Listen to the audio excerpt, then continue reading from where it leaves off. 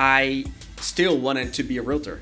Yeah. Because of the TV shows, because like so glamorous. They'll go to these events and then they'll literally it'll go one ear and out the other and they'll forget about it and they'll act like it never happened. Yeah. So my first mailer was out, 1,300 letters. I got like 80 phone calls. I literally didn't even know there's this many pieces of land that are for sale that you can even 5,000 to 7,000. That's 2.5 weeks later, I closed the deal and I made $21,000. Biggest challenge in the land flipping business that you're having right now? Big challenge is there's too many areas for one person to do. And you don't need any licensing for this, huh? No license at all. A land coach is what he calls himself, but also he's a realtor. He's in the real estate business. We're going to learn a ton about land today. Luis, thank you and welcome to the show. Thank you, Andrew. Thanks for having me. Very excited to be here. I'm in the real estate and the real estate of mine. Hey guys, welcome back.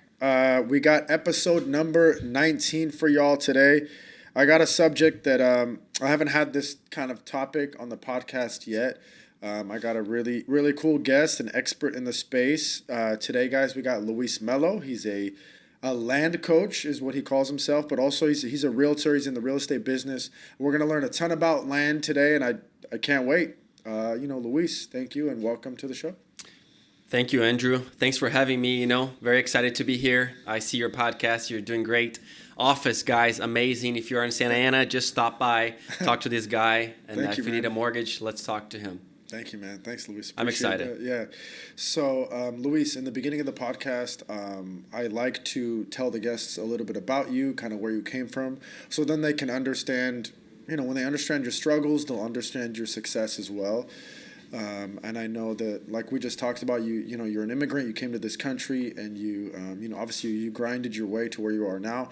But tell us a little bit about your background. Tell us where you came from, and let's start right there. Sure. Yeah, came from Brazil. I've been here for 7.5 years. Beginning was a struggle. I didn't have my papers. I work as a valet. Farmer's market, would wake up at 5 a.m., help taking the produce out of the truck to put it on the stand for sale. My English was very poor.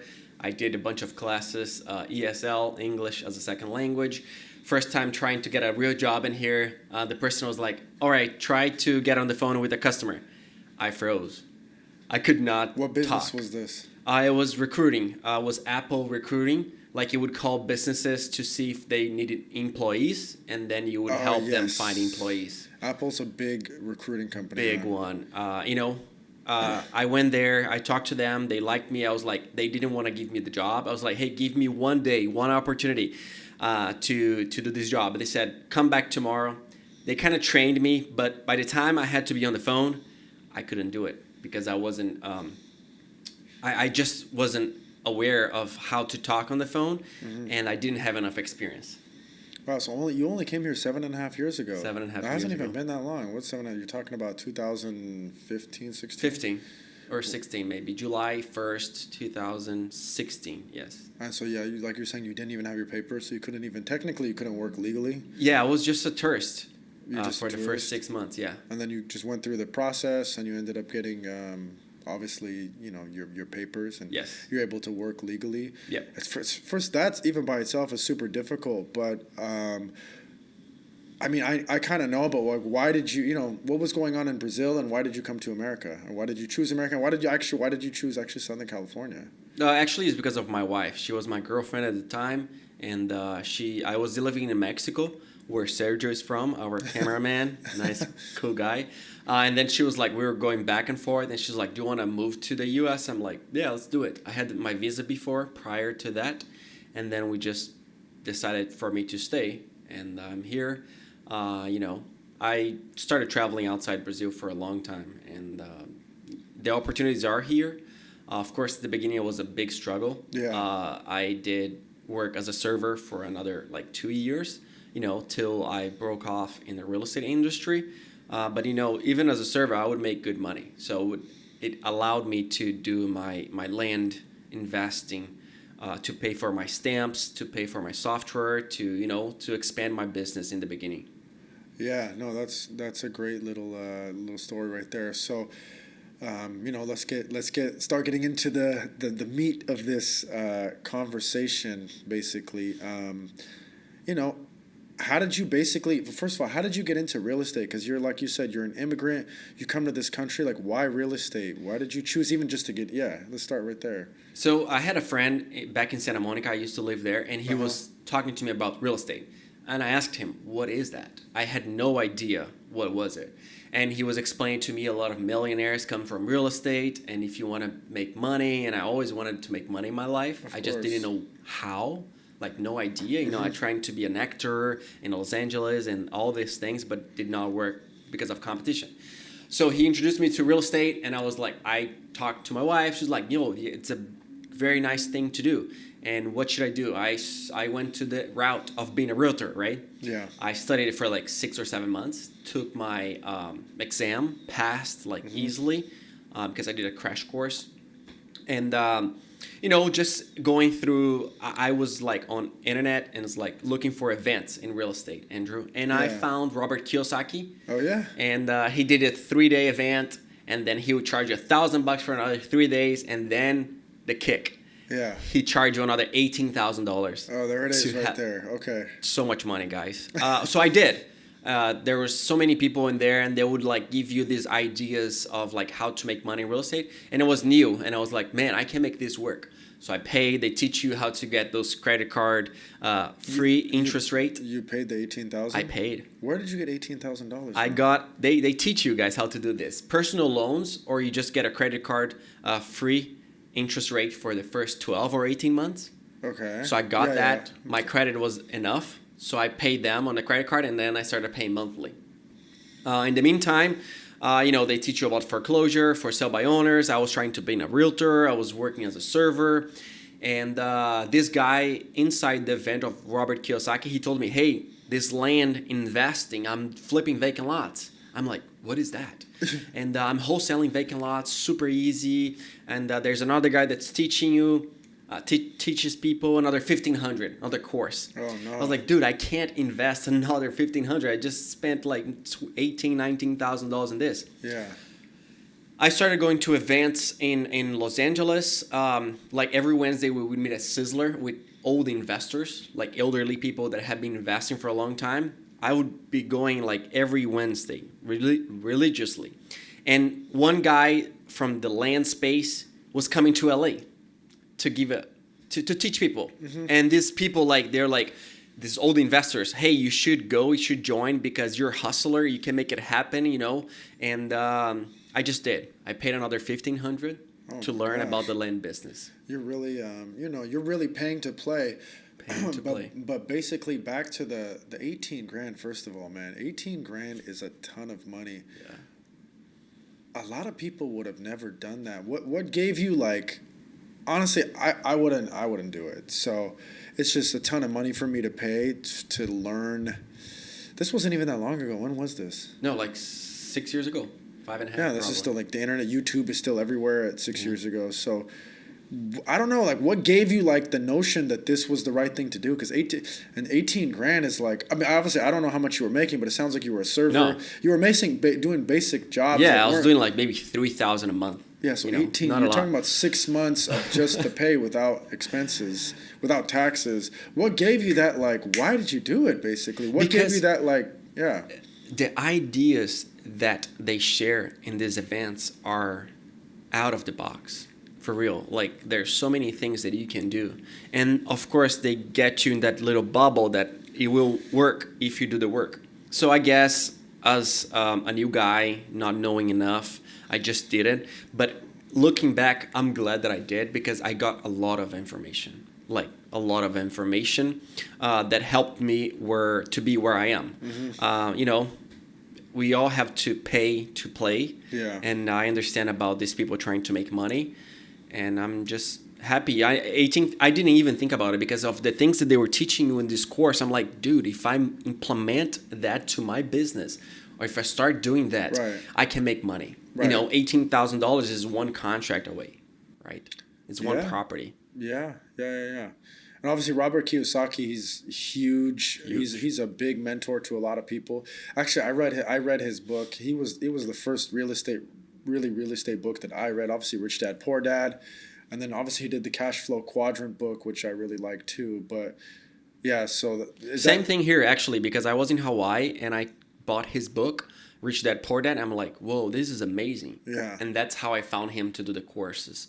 But yeah, it's just like, there's a way of making money in real estate. They get you hyped and they charge you. So 18 grand, man. Was it worth it? Tell the people, was it worth it? The 18,000? Well, it was worth it, yes. I think it was, yes. That's nice. Absolutely. That's actually, that's really good to hear because I heard stories of the opposite way. Oh, they ripped me off. They didn't give me enough information. I felt like I got nothing out of it. But you're also a doer. You seem like a guy that because a lot of guys go to these events, and I know them personally. They'll go to these events and then they'll literally it'll go one ear and out the other, and they'll forget about it and they'll act like it never happened, or just they won't act on the principles that they're being taught in these events.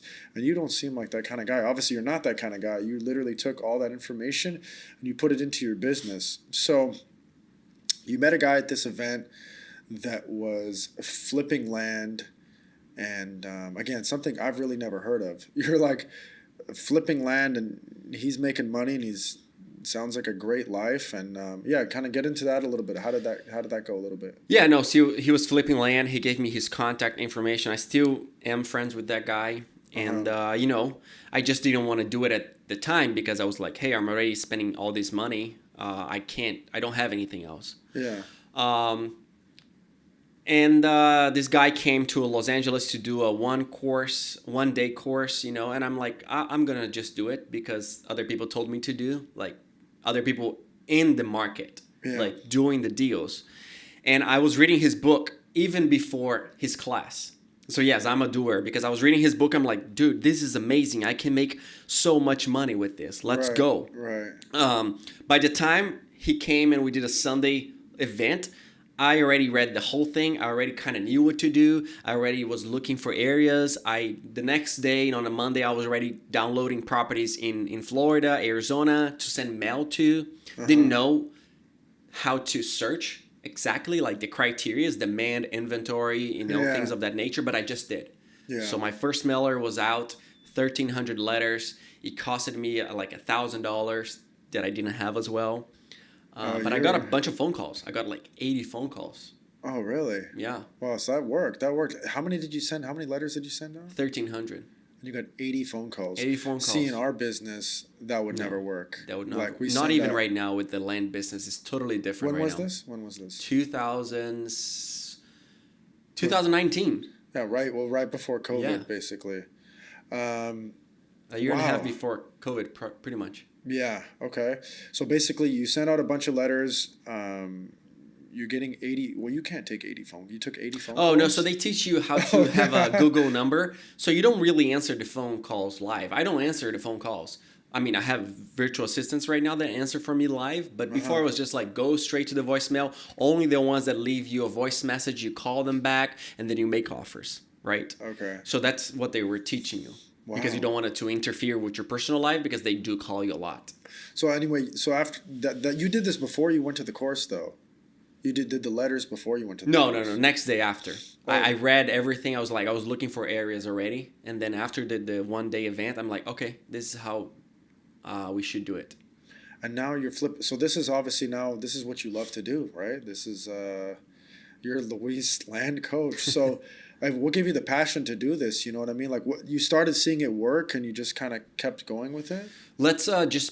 So I started doing the letters. I was trying to be a realtor. So in January 2019. So let's go back to that. I'm forwarding your story basically a little bit here.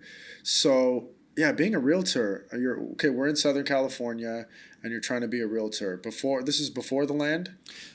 Pretty much at the same time. The same time? I got my license about January 2019, and I did this event on February 2019, something like that. Same time. Yeah. So, the next 12 months, I was trying to be a realtor.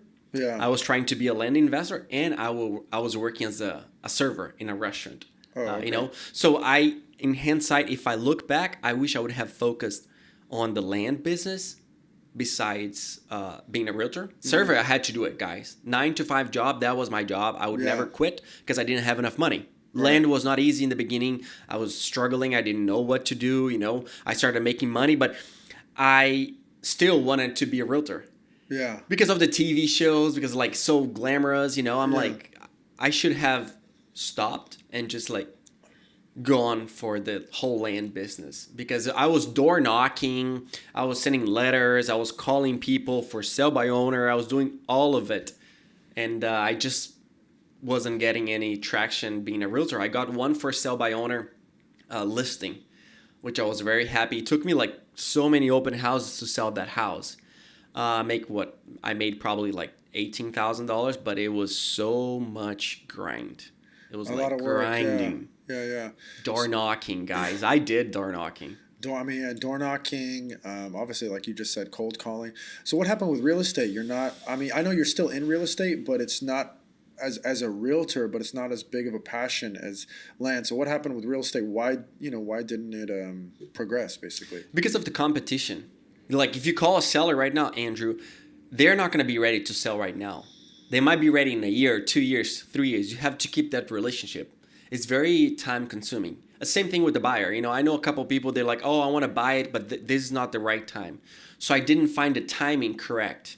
So what I did with the land, it was just like, I'm going to send them a letter to 1,000 people. I get 80 to call me back. I make 80 offers. If 2 people accept those offers, I already have it. Yeah. I don't have to wait for that seller or buyer as a real estate agent.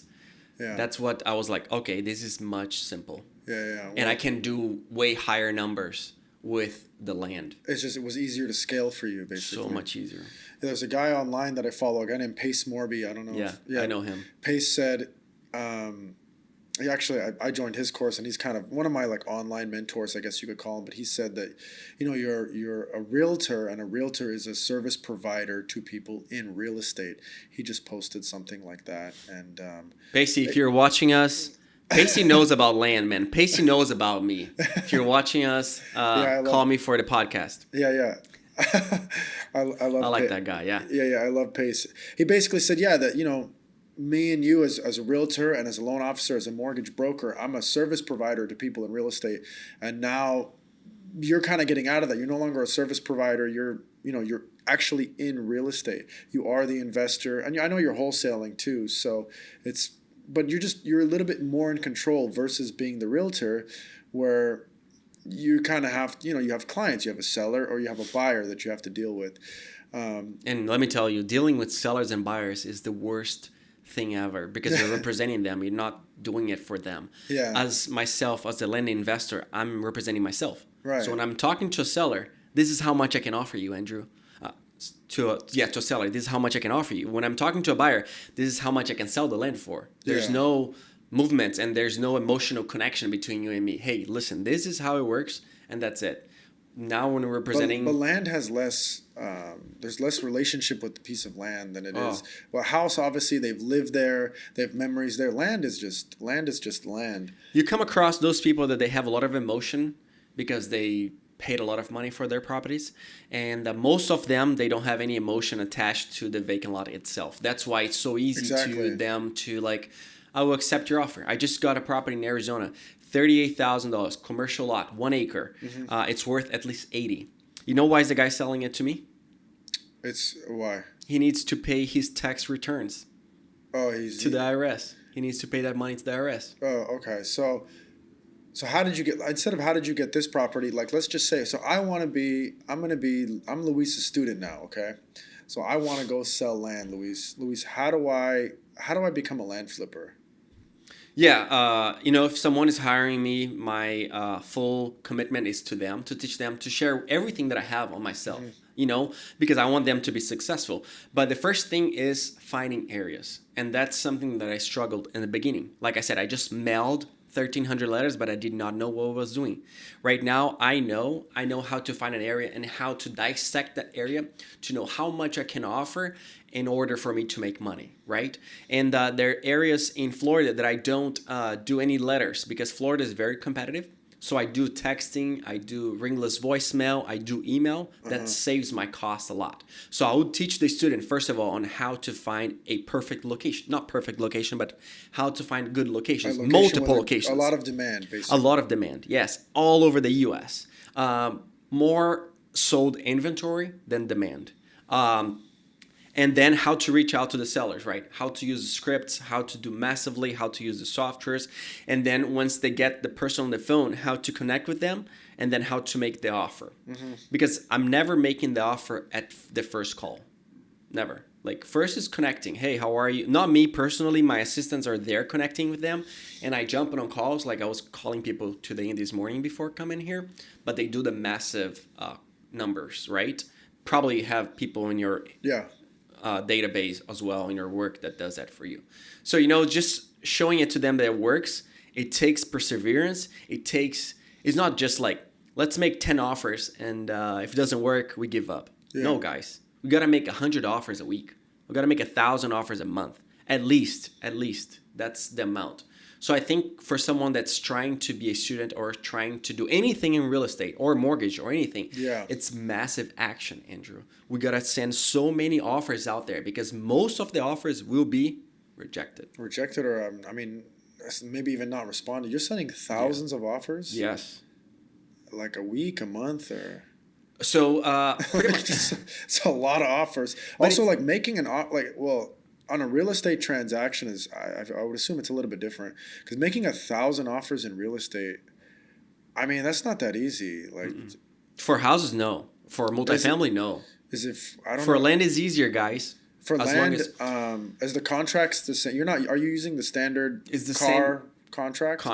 No. This is my contract. It's your own person. So when I did this course with the guy, he gave me a contract, and then I just tailored it to myself. So I had another lawyer review. I changed all the clauses. I changed everything. So I used this contract for every single state in the U.S. Okay. I have never used a different contract. Sometimes I add clauses, I remove. It's all tailored to whatever the seller needs. But first of all, there's no earnest money deposit in my contract. Oh, wow. But how do you open escrow then? You can open escrow without earnest money deposit. A lot of you these don't have to. They want money though. Like a lot of these escrows are like, "Oh, honey, I'm not gonna open it. I need." I think that's the seller.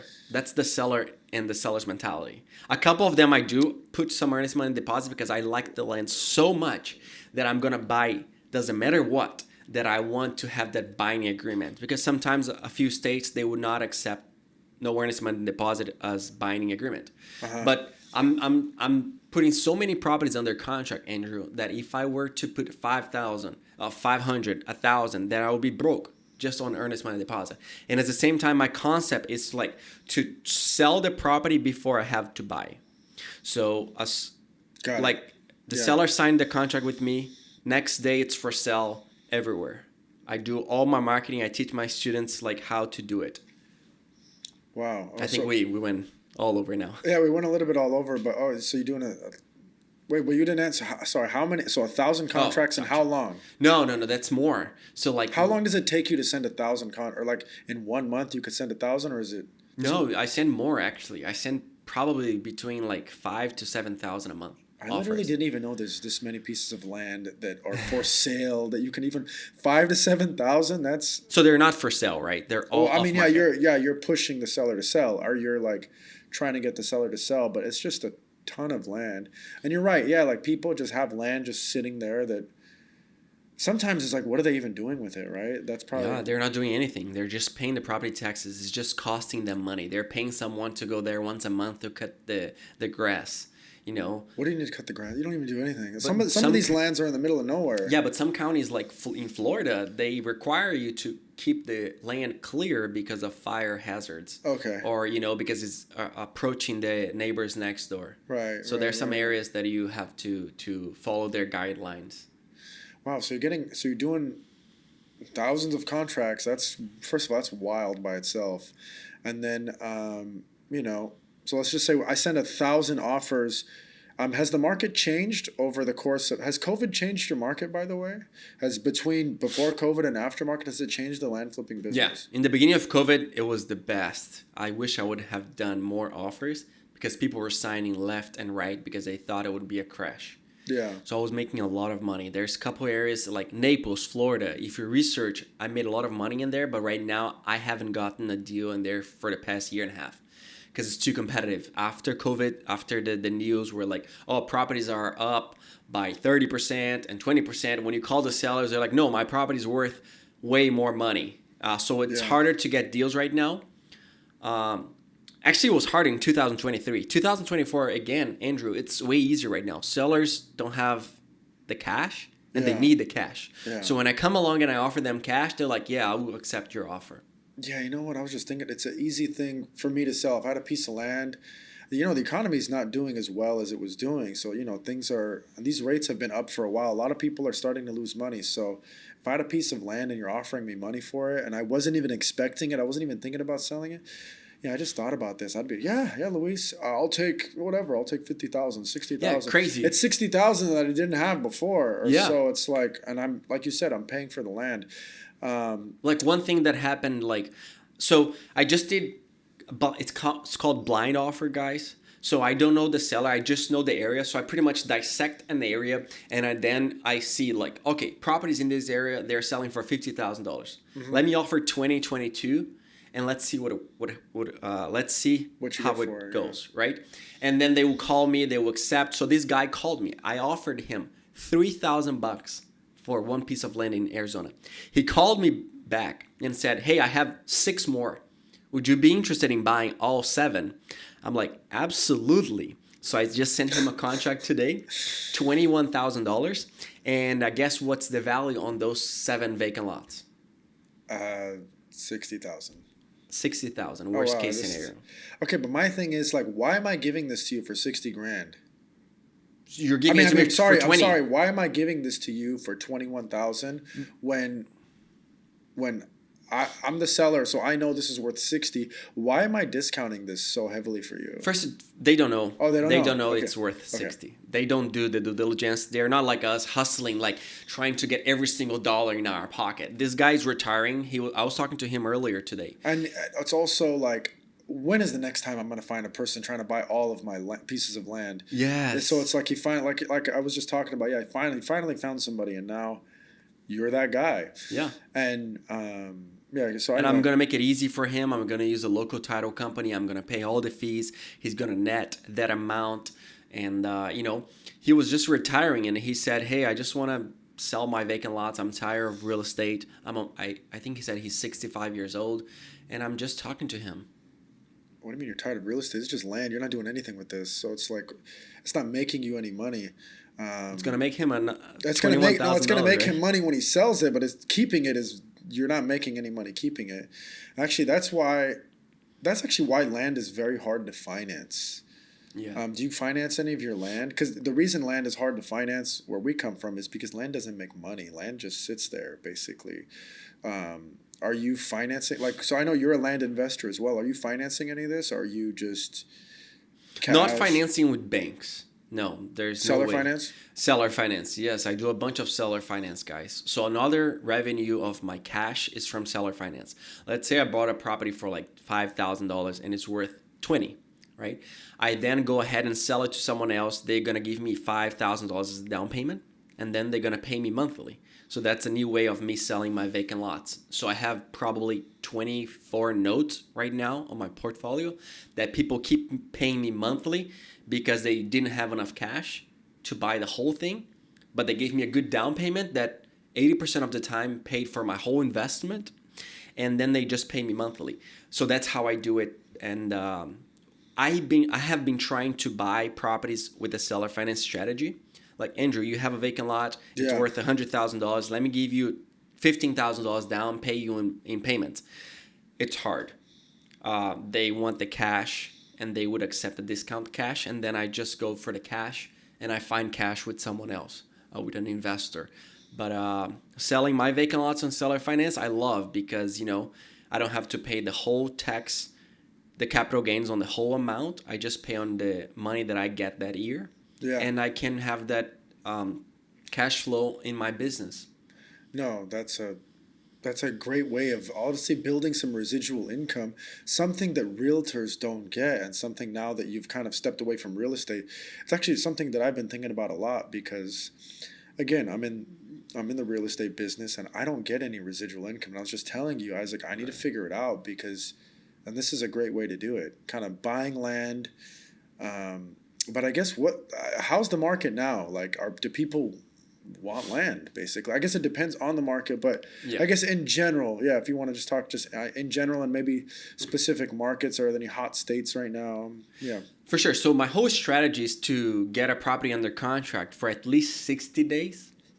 And then in 60 days, I have the time to find a buyer to buy that property from me for more money. So I can try the market a lot. I can do texting, text everyone that have purchased a vacant lot nearby. I text the neighbor, I send them letters. I put it on landflip.com, land.com, Zillow, Facebook Marketplace. I put it everywhere for people to see it, right? Because before it was off market, as soon as I get the property under contract, it's for sale. I'm trying to wholesale. I'm trying to double close, assignment fee. I'm always trying markets, and sometimes you get properties that you cannot sell because the market's not as good or you offered too much money. Mm-hmm. But my whole idea, Andrew, is that if you get a property for the right price, there is going to be a buyer. It might take a little longer. I have one vacant lot right now in Arizona. I love Arizona because you can do double close and you can use the buyer's fund. So let's say I got a property under contract. Real example, $5,000. I put it for sale for $16,500. 3 weeks later, someone saw my for sale sign, and then they offered me $16,000. I then went ahead, did a contract with this buyer, gave it to escrow, and told them, hey, let's do a double escrow. I'm going to use the buyer's fund to pay the seller, and the remaining is mine. So I was able to make $9,399. I didn't touch my money. So Arizona, I love it. But there's one piece of land that I bought using my money. I paid $24,000 for it, and it's for sale for $37,000, and it's been for sale for 62 days. So I'm like, I want to sell that thing quick. What's the plan? What's the plan? Just drop the price. I just dropped the price today. It was for sale for $39,000. I dropped the price to $37,000. Okay. So I'm gonna still make money, not as much as I thought I would, and I'm offering seller finance. Hey, give me $5,000 down and pay me for 10 years. Yeah. So and then you list them on. They're different. Like you were just talking about all those different websites. Does land go on the MLS or does it? Yeah. So before it was easier. Everything was easier before. You could put it on Zillow for sale by owner. Right now, you cannot. You cannot put land on Zillow. No, you can put, but you have to pay a broker to do it. Have you seen about those brokerless MLS fee? You pay $200, and they put your. So you pay like $200. They put your listing live on every single website: Redfin, Realtor, Zillow, MLS. Yeah. And then you just pay the buyer's fee. So that way you can have access to everything. And you don't pay in any state, basically. Any state. But this is just for land. No, anything. If you have a house you don't want to pay a realtor fee, you just pay this service and they put it in the MLS for you. But you're gonna be acting as your agent, right? You're gonna be getting all those calls. You're gonna be doing all the contracts yourself. Okay. It's just a way of saving that percentage that you would pay to the seller's agent. Yeah, this is for our cheap clients out there that don't want to pay a listing agent. That's actually, I never heard of that. But anyway, kind of back to the land. So like I get a piece of land under contract. How often are you selling these pieces of land? What I mean by that is out of the 10 pieces of land you get under contract, do you sell all 10? Like I'm talking about wholesaling or buying them, or do you sometimes have to kind of let them go? What are the percentage that you? Yeah, I let them go a lot actually because I'm always trying the market. I'm always offering a lot of money, and since I don't have any risk on my side besides time is the only thing that I allow, right? Right. But I don't have any earnest money deposit. I would say every 10 contracts that I get signed, 2 of them I have to cancel. And 8 of them I make it work. And I have options, guys. If in 60 days I did not find the buyer, I call the seller. I always update them, right? I lower the price. I do an extension. I ask them to list the property for themselves and make a little bit of money, or I cancel. So I do one of these strategies. Now, does the seller know you're wholesaling? No. So then how are you telling the seller that you're... He doesn't need to know. No, but you just said that you're telling. What are you telling? Oh, after the 60 days. Yeah, if I cannot buy, I'm like, hey, listen, I was thinking that would be easier to build on your vacant lot, but right now it's very tough and very expensive. I cannot buy your property, but listen, I can give you that amount of money if you allow me to list the property, and if I make a few $1,000s, would you be okay with that? And some of them are okay, some of them are not. I have a couple, like 3 properties in Texas right now that I could not sell. It's a new area that I was trying to, and I couldn't sell. I could not sell, guys. I tried everything, and I called the sellers, right? 4 different sellers. One of them said, "Hey, what are you doing? You should have done your due diligence before." I'm like, "Yeah, you're right. I just said you're right. Let's cancel this." And he's like, "Yeah, let's cancel." He didn't give me the opportunity to sell. The other 3, "Luis, I just want to get rid of this property. Whatever you do, if you give me the amount that you told me you would give me, it's okay if you make money on it."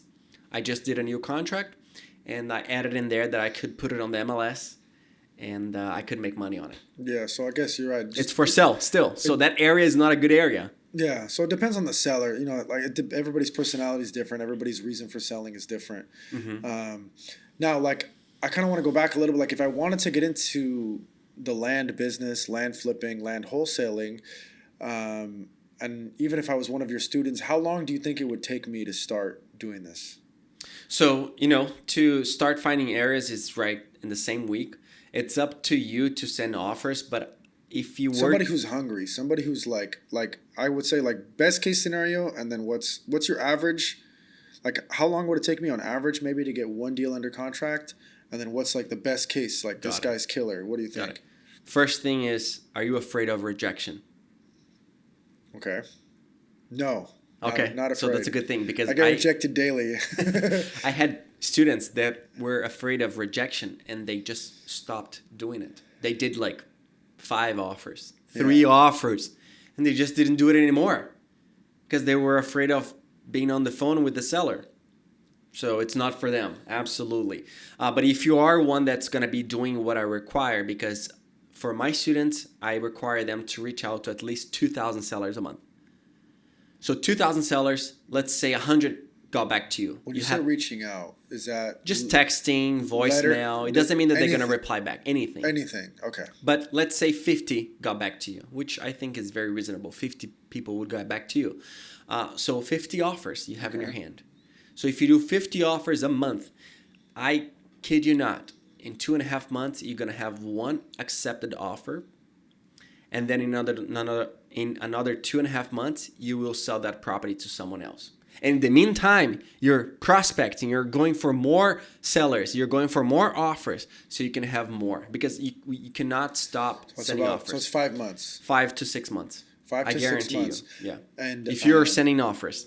So a success. Well, what is? I mean, let's talk the money, man. Let's talk the money game. Yeah, like what's a successful person in your business make, basically, like a land flipper? What does a successful land flipper makes? Obviously, we're not flipping $4 or $5 million pieces of land. Usually, you're selling. No, I'm doing under $100,000, guys.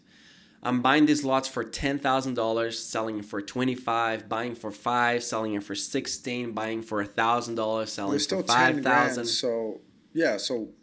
How many can you do a month? Which would basically let us know how many you could do. Myself right now, because I have the system, I have the assistants, I do between 7 to 9 deals a month. And the average profit is between $6,000 to $8,000. It depends on the property, depends on the location. But, like just this month, I did one in Florida that took me 3 hours of my day. I'm not joking. I downloaded this area. I sent my assistants to skip trace. They called, they emailed and everything else. They got 1 seller calling back, and he had 2 vacant lots in Florida. We made an offer, and he accepted. It was about $24,000.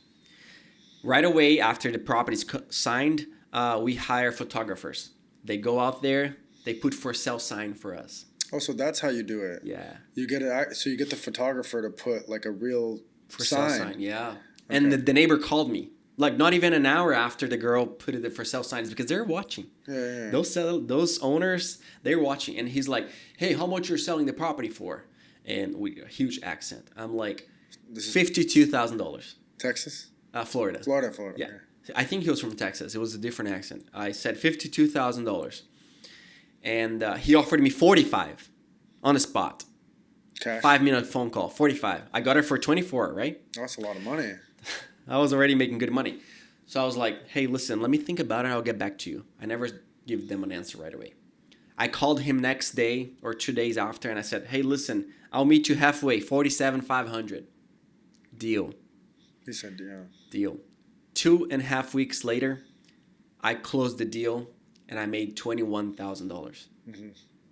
Wow. That was quick. That was amazing. Yeah, that's that's best case scenario. Basically. Best case scenario, yeah. Yeah, But imagine if you are a student and you're doing something like that, or imagine if you're even buying one vacant lot for $1,000 and you're selling for $5,000, where you made $4,000. Right. I mean, it's huge, Right? huge win, huge win. So I never know how much I'm gonna make. I'm just trying so many markets. I'm sending so many offers that if the seller comes back to me, I need another $2,000. I need another $1,000. I'm like, can I make it work?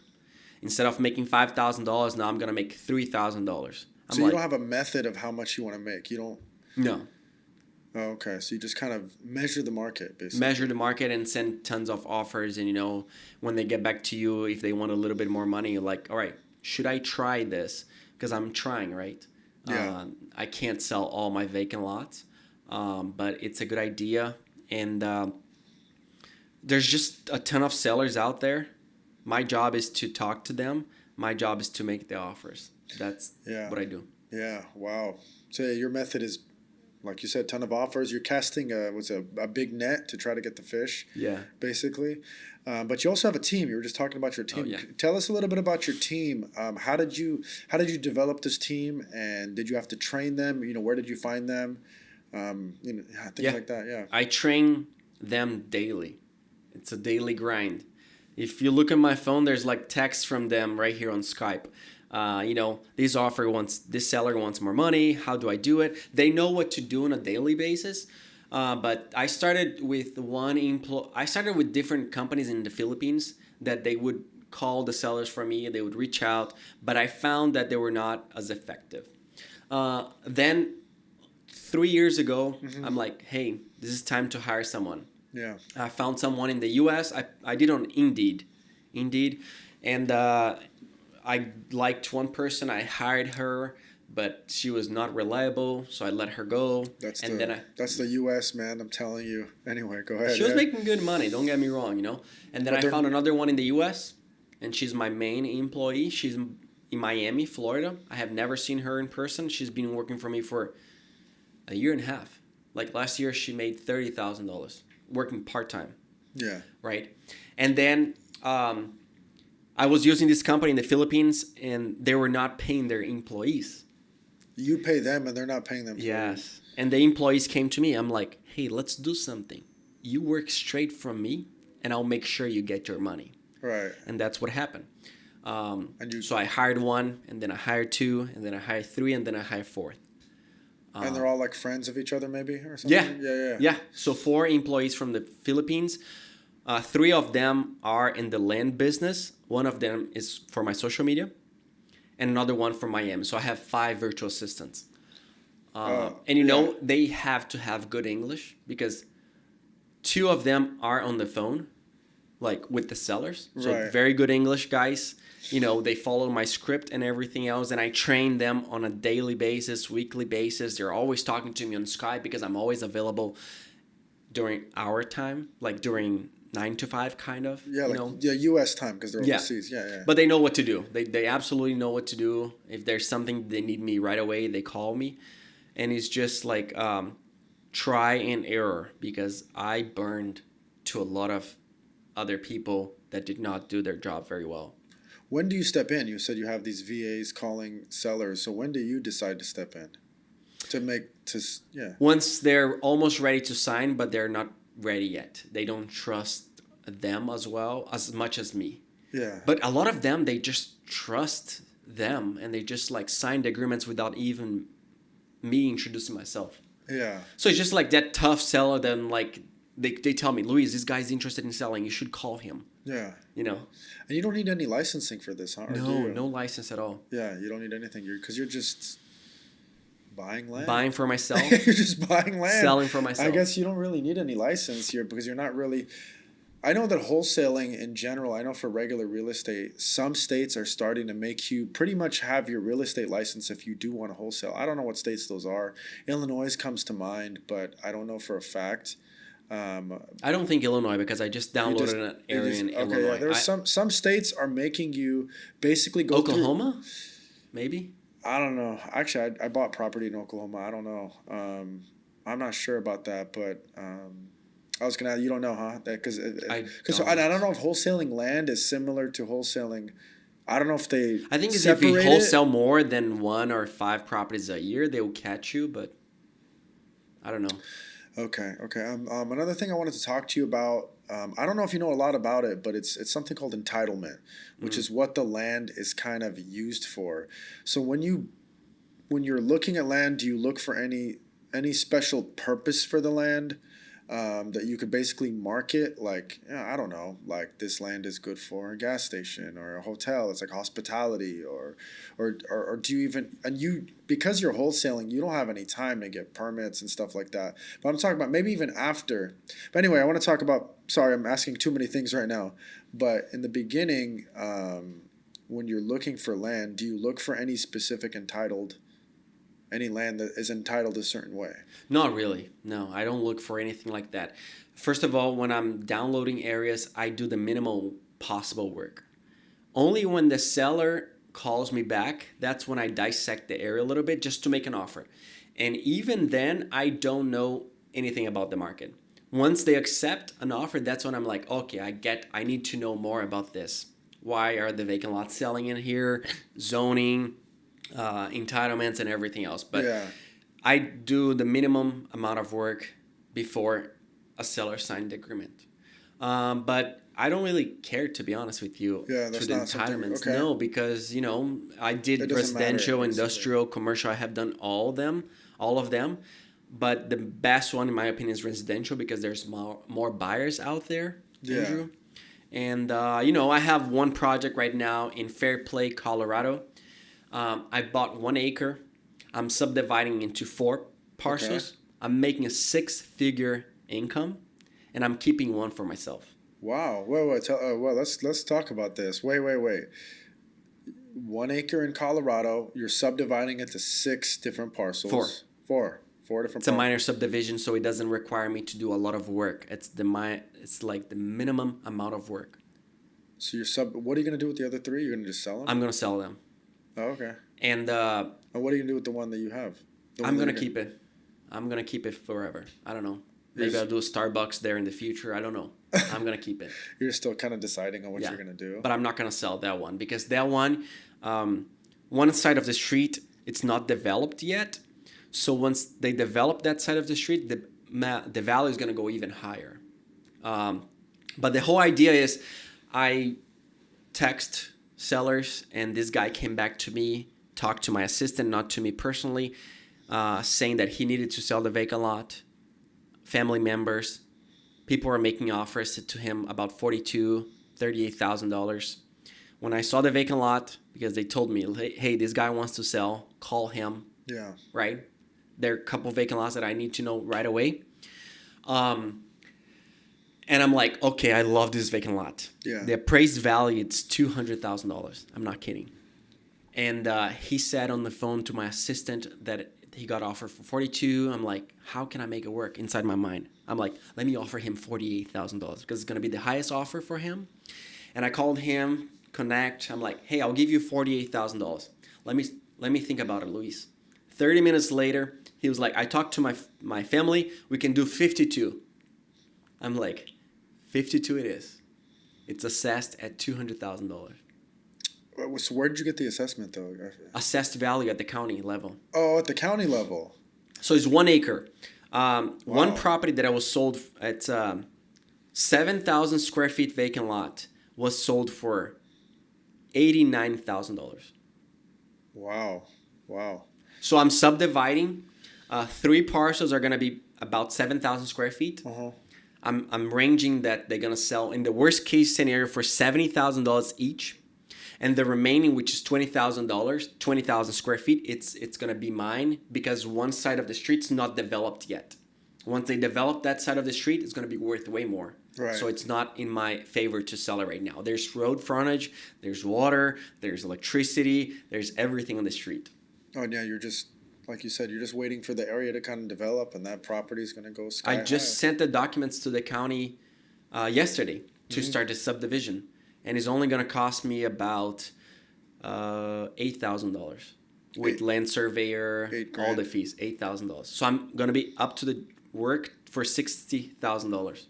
This is still work though. This subdividing land. You have to learn how to do this. So Yeah. You did A lot of hours. You just learned how to do it. I just called them. Oh yeah. I just called them with a bunch of questions. Oh okay. Like I a mean, bunch that of works questions. too. Yeah. I did meetings with the city, with the county, just to know. So how many hours do I have in this project? 25 hours. Another thing is, just speaking of hours, man, you work a lot. At least it looks like you work a lot. It looks like. It looks like I'm following you on Instagram, and you post a lot, and I love the way you post, and I love how you post frequently and things like that. But what's your life like, man? You seem to work a lot, because I mean, a lot of people listening to this, and a lot of people in general, they're looking to like. I hate to say this, but I guess find a work-life balance or kind of work less, make more. So how many hours do you work? What's your life like, basically? I don't work a lot of hours, guys. I show that I work, but no.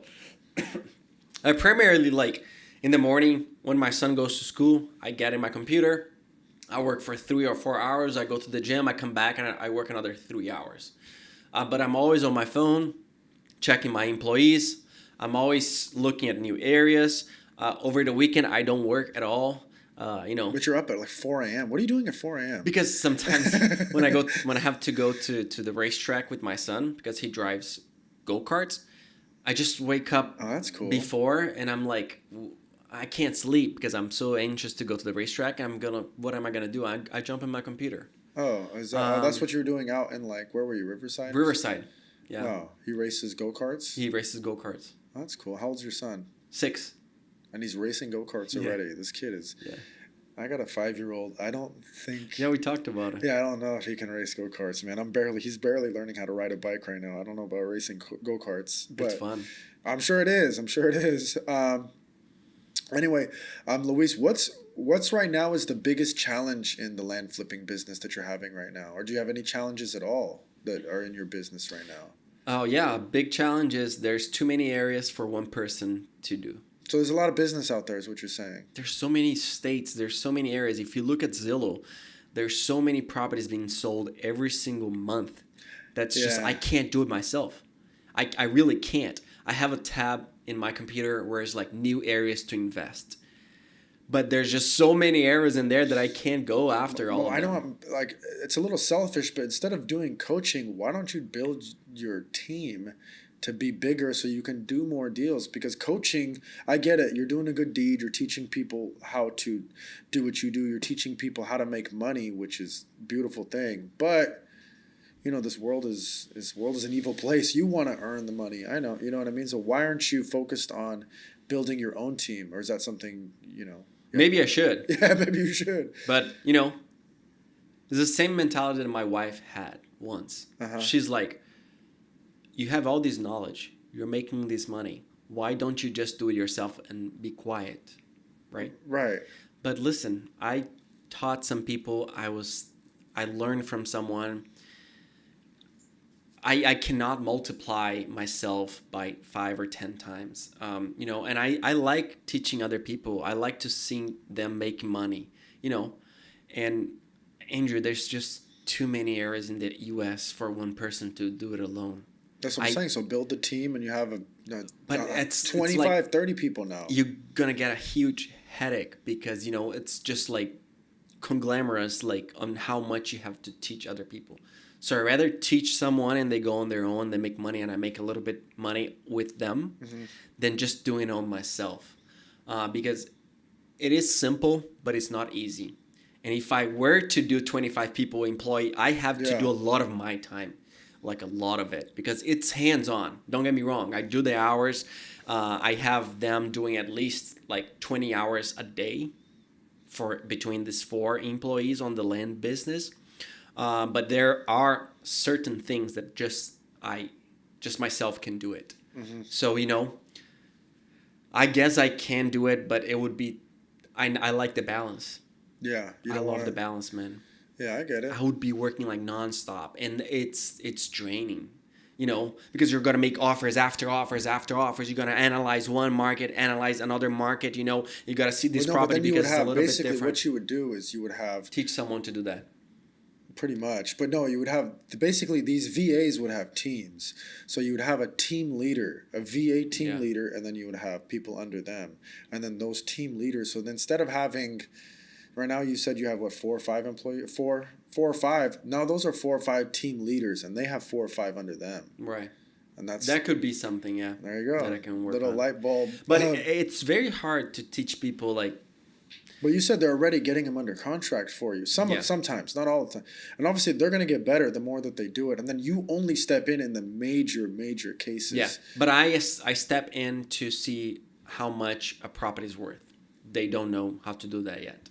Yeah. Well, again, that's a skill that can be taught, though. Yeah, it can. Just how that's what I teach my students, yeah. That's how you taught. I mean, you learned it. Anybody can But learn I it. do like the teaching, though. I do like to, get together with someone they're like in the same situation. Well, it's a beautiful as me. thing, though. Teaching is a wonderful thing, yeah. I love it, actually. Yeah, I really do. That's a great I have thing, been thinking about teaching people for the past 3 years, Andrew, but I just didn't know on what. And I was just like, listen. And I was scared to teach other people about the land because I was like, if I teach them, my deals are going to go away. You thought that? Yeah, I did. Yeah. What changed your mind, basically? Looking at these many areas, I'm like, I can't do it myself. You can't. Even the There's same area. There's so much business out there for any business. Yeah. Even my business. Yeah, so anyway. And there's students that come and they find the area where I'm investing and they ask, is that okay, Luis? I'm like, absolutely, dude. Go show these sellers that how much they think the property's worth is not that amount. It's worth how much we're asking. And if I call a seller and you call a seller, maybe you're going to get the deal for the same amount of price because maybe a connection was a little bit different. Yeah. So I'm not scared of doing that. That's but awesome. yeah, I'm growing my business right now too, but it's a lot of time demanding on teaching people. So yeah, that's the main thing. So Luis, I got a question for you. If Luis was not Luis, the land coach, or you weren't Luis in land, where do we see Luis? Where would Luis be today if you weren't? Is there any other things that you wanted to? At the beach, at the gym. There's no. What other profession? I would say. Oh, I see. Man, I always wanted to be an actor. Back in Brazil and like. I mean, you have like the look for it. So thanks, yeah. Man. I think if I had the money and I was like, I would try. Acting is if I tough want to try being acting again. Acting is a lot. But I would love to. A lot of actors are broke, and they're them. like going from job to job looking for work. Actors, models, it's kind of like the same kind of field. But so yeah, I mean, in a perfect world, you'd be an actor, basically. Yeah, I used to be a model. I was in Mexico modeling. Well, that's what you were doing? Yeah. What were you modeling for? Like just an agency, and then you do a couple of jobs for them, like catwalk. I did in China. Oh, you're pretty so tall. I lived tall in too. Shanghai, So yeah, I can see that. Yeah, South Korea, Thailand. You lived in all these places? All these places as a model. Oh, wow. So, okay. So it was tough. Yeah, so you went from Brazil to Shanghai. To China. Oh, okay. So you Asia. really didn't come here right away? No. Oh, you were traveling the world. Hong Kong. So why didn't you end up in China then? The modeling career is very tough, and you don't make as much money. Yeah, I mean only the top people. Top people, yeah. And plus you're a guy. Plus you don't have control. Remember when we talk about control? Being a realtor, you don't have control. Yes. I have control as a land investor because I'm sending tons of offers, and like it doesn't matter if you don't accept. There's always the next person. Right. With modeling, it's the same thing. They're looking at you and another 100 guys. They all look the same. Yeah. So it's not up to me. All right. Anyway, that's why I'm like, fuck, I can't do this. Anyway, Luis, you taught us a lot about land, but there was, another thing I wanted to ask, kind of before we end it, is, what's next for Luis? What does the future look like for Luis in the next, 3 to 5 years? Are you going to continue on this land path? Are you going to start developing? Are you going to get into development? Because I know you're now subdividing. It's the beginning of development. Right. So, what's next? I don't think I'm going to be developing. I thought I would last year. If you were to ask me that question last year, I was like, yeah, I did a USC Ross alumni program on how to develop vacant lots. But it's just another skill set that I don't have and I don't think I want to acquire because you have to manage a lot of people. Yeah. Contractors, I don't like that. When I do my subdivisions, I just have to hire professionals and it's just usually a land surveyor, maybe someone to build the roads, maybe the county appraisal. It's just minimal work again. Yeah. And you make a ton of money. So I don't think I'm going to be doing something like that. Yeah. I rather keep doing the subdivisions. I'm working in Texas right now with huge plots of land, 200 acres. I was just texting a seller right now. I sent him an offer, $1 million. Yeah. I don't have $1 million, but I have an investor that he does have the money, and he looked at my deal and he said, yes, I will put the $1 million to work for us. Yeah. What we have to do, we have to subdivide. We have to create 5, 10, 20 acres, and then we have to create roads, and then we sell them off. But I'm not going to build anything in these vacant lots. I'm going to give it to the buyer. The buyer does whatever he wants to do. So I think that's the next step for me, to go for big acreages and to subdivide and make more money and get that seller finance on a longer term. But still, I'm never going to stop, Andrew, these little tiny lots, $1,000, $5,000, $10,000, $20,000, because they're my bread and butter, and they help me on my daily business, and they're easy to flip. You just need a couple hours. Like this guy, I sent 4,000 offers, right? And this guy in Arizona called me because of 4,000 offers. Arizona, Nevada, and Colorado. All blind offers. I just know the area. I know average law. And that he called me back. Yeah. And because of my letter, because he didn't get any other investors that were interested, I guess, in all 7, And these letters, are they handwritten letters or like semi-handwritten? Like, I've seen letters, they're like fake. I did that. They're like printed, but they cost you more money and was not worth it. But they look like they're hand. Oh, is the envelope, yes, it looks like it's handwritten. The envelope, I paid a little bit more money on that, but it's not. And one thing that I haven't talked to you guys is like there's 4 ways of reaching out to sellers. Okay. Letters, email, texting, and call. I do all of them. There's like absolutely knocking on door, or there's no door because it's land. Right? There's no knocking. Yeah, you can't find. And there's no social media. These people are not on social media, guys. Yeah. Like Yeah, they're not. The buyers, yes, the buyers are looking for land. That's why they reach out to you. On social media or on social media. All these websites and things but the sellers, they have the property and they just don't know what to do. I come along and I offer them money. It's just a matter of like how much money do they want. Yeah. Well, damn, Luis, you taught us. This was a land masterclass by Luis, the land coach.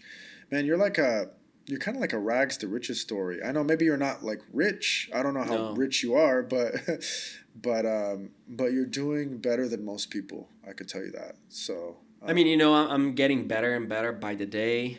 You don't have to be a server anymore. No, I quit my job 8 months after I started doing land full time. Oh, okay. Yeah. So it took you 8 months. 8 months. And you were like, damn, I'm starting to actually make money where I don't. Yeah. I can do this. I can do this. Yeah. In the beginning, it was a struggle, guys.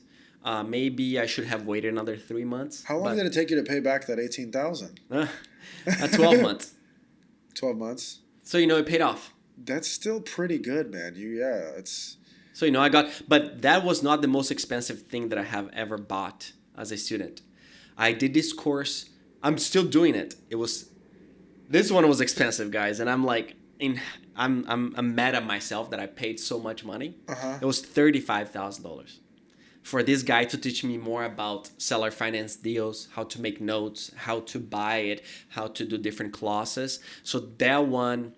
Can you say who it is or? Yeah, Eddie Speed. He's located in Texas. Why don't you do Pace's course? Yeah, I should have done Pace's.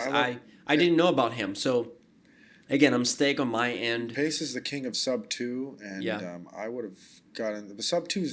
Was not for land though. Sub 2 is different. It's not for land at all. Yeah, it's not for land. This guy teaches it too, but I just think I paid too much money for the information that I have, or maybe I'm not doing enough work. It has to be more than that, man. That's a lot of money. I mean, it's just, and I never heard of this guy, so I don't know. I can't say anything about it. He's the kind of like the guy that knows about notes. Very knowledgeable guy. Look, my thing with notes, your escrow will make a note for you. Yeah. And like notes are like, I don't know. But how to negotiate the note? That's the thing, right? How to negotiate with the seller and how to add a few clauses in there that are going to be like advantage to you if he wants to sell early or some things like that. I mean, you could have hired a lawyer that does this. I don't know. Anyway, yeah. But you're still in the course, right? I'm still in the course. I have another 7 months to go, 9 months. This is virtual? Yeah, virtual. He does have a lot of content. He does post every single week. He's live 3 days a week, dude. Yeah. Like, So then are you gonna get into notes? Are you gonna buy and sell notes? I'm trying to. Yeah, that's another business. That's another business, yeah. About buying and selling notes, basically. Yeah, it's not a bad business. I also looked into it, but it's we'll have you once you're a professional note buyer and seller. We're gonna have you back, and we're gonna start. We're gonna do the whole note training class for the audience, But if someone is interested in learning more about the vacant land, I'm working on my program right now because since I do a one-on-one coaching, Andrew, it's very expensive. I'm not gonna lie to you. It's less expensive than other investors, but it's a lot of my time invested on someone. And I'm telling you about the deals. I make good money. I don't put a lot of time. So I charge a lot. So right now I'm working on a program where you're going to have the things on demand like Payc, like everyone does it. And you just buy it, maybe like $1,500, $2,000. And then you have access to all the videos where I'm teaching you how to do this. And then if you want a mentorship, we're going to do like a live 2-week call with all my students. And it's just going to be a monthly subscription that you have to pay. So that will lower your cost. Because right now, I have a couple of students, and it's just like, as much as I make good money, it's a lot on me. And it's your responsibility to make sure they're successful too. I feel like, at least, to make sure that they get their money's worth. And I feel like, hey, it's up to you, but I'm gonna guide you. If you don't do your work, I can't do anything. Right. Go back to the things. Making offers, getting rejected, learning from your failures. But what I'm teaching them is how to avoid costly mistakes of going to areas where there's not enough people buying vacant land. Right. I've done that multiple times. Spent thousands of dollars with advertising, and I just couldn't get the properties couldn't sell the properties. Because nobody wants anything. Nobody wants. But I didn't know. I mean, I would assume you're buying things close to major metropolitan areas, at least in the suburbs a little bit. Like 45, 1 hour away. Yeah, nothing like... But there's some areas that you go out in the desert, nowhere, that you can still make money, good money. Yeah, and that's something that you would teach, basically, in your course. Cool, man. Well, anyway, Luis, we covered a lot. I don't know, if there's anything else that we haven't covered? I mean, I would love to, keep talking to you if there isn't. There's one more thing. Oh, go ahead. So, the whole methodology is to the one that I teach. It's very different from other people. It's wholesaling the land before you have to buy it. Right. So pretty much we reduce the risk to zero. We find the buyer. And if we don't have the buyer and we don't have the funds, we use other people's money. It's easy to find money if the deal is right. So my whole strategy, because when I started, I didn't have enough money. This guy taught me how to wholesale and how to use someone else's money. Mm-hmm. So that's what I still do. I love that. When I go to get a deal, I'm thinking inside my mind, I'm broke. Because if I think I have enough money in my bank account to pay for that deal, I'm going to offer more. I'm going to do a different 30, 25 days escrow, Right. I'm thinking I don't have anything in my bank account, and I'm going to collect that check once I sell this property, So that's what I'm trying to teach people. If you don't have money, don't get discouraged. Of course, you have to pay for education. Find that money somewhere. Yes. That's something that you have to do. I can't do anything for you. Invest in yourself. Invest in yourself. But once you have a property under contract, if you have the right price, money will come. And I can help you find that money. Yeah. So I guess, if you guys are wholesaling land, if you guys even have a piece of land, I'm sure you have a ton of buyers out there. Luis can help you. I can share with you a strategist too, how to find the buyer before you have to buy, right? Yeah. Share right now? Share right now. Dude, hire photographers, put for sale signs, put it on Facebook Marketplace, do a nice description, call and text all the people that have purchased properties nearby in the last 12 months. What else? Landflip.com, land.com, right. Zillow. Yeah, there's a ton. Call agents, Call agents in the area. Offer them and tell them that you're going to give them a piece of the deal. Well, where can people find you online? I think my main social media is Instagram, Luis Land Coach, but I have TikTok, LinkedIn, Facebook, and all of that is managed by my social media girl. I don't spend time on TikTok at all. Okay. I think it's like, Yeah. it's not my my thing. But yeah, they can find me in there. But you're the one on. That's your Instagram. You actually respond to your DMs. And things. Yeah, I respond my DMs on Instagram. Yeah. Okay. Not on the cool. other ones, pretty much. Well, anyway, Luis, I appreciate your time, guys. Or I appreciate your time, Luis. Guys, Luis Melo, land coach. Find him on Instagram. DM him if you want to know anything about buying and selling land. And like we just talked about, he's starting his course pretty soon, right? So anybody? Yeah, like in a month, guys. It's my goal to have it done, because, like I said, it's simple. It's very simple how to flip vacant lots. And I give my documents away too. You make it sound simple. It's simple, but it's a lot of work. It's a lot of hours. The methodology, the thinking is very simple. And I give my students all the documents, the purchase agreement, the sales agreement, because there's two different ones, the neutral letter, the blind offer, the script, and everything. Yeah. I give them. So if you guys really want to do it, obviously, but that's the main thing, that if you want to do something, you will do it. So if you guys want to get into this or buy and sell and flip land, Luis is the guy.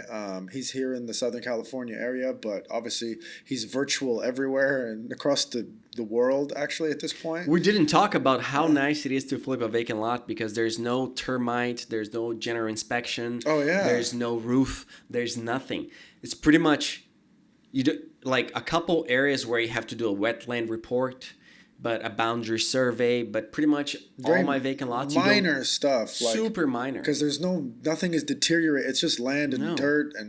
But once you explain that to the buyer, it's easy. Like, there's some buyers, hey, I need 30 days to close on this property. I'm like, no, you don't. There's nothing. What are you going to do? There's nothing. But when I'm telling the sellers, it's another story. Yeah. Hey, I need to know a lot of things before I buy this vacant lot, so I need 60 days. But virtually, I'm doing it from my house. My assistants are called the county, the city, electricity company, and I don't have to see the properties in person. In my whole career, 5 years, I probably saw 7 vacant lots. Yeah. Because I wanted to, not because I needed. Yeah, man.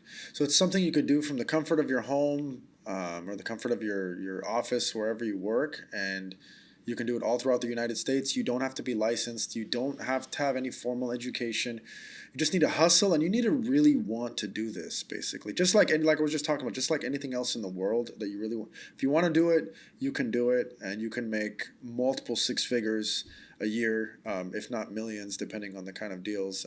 Especially when you start subdividing land and you said building roads and things like that. Yeah, you're gonna start talking big boy money. Big boy money. This Texas, I'm waiting for the seller to sign that contract. It's 200 acres. Yeah, you're gonna be making 6 figures on a deal there. 7 figures. 7 figures. We're gonna double our money. Worst case scenario, we're doubling our money.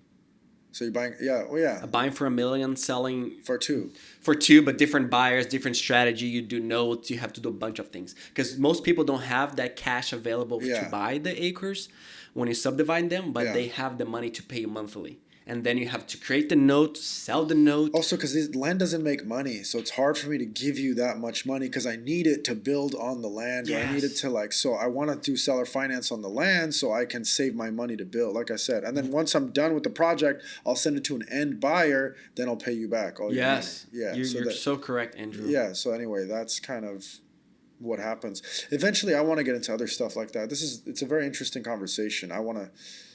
Maybe I'll be one of your buyers on one of your subdivided land. I would love to eventually get into development. It's something that I'm still learning and trying to get into, and trying to expand my skill set and my knowledge into that. But again, man, we keep going. But I appreciate it, Luis. Thank you for your time. I appreciate you coming in. And again, guys, Luis, land coach, and this is episode 19 of the Realer State of Mind podcast. Thank you guys for tuning in, and we'll see you next time. Thank you, guys.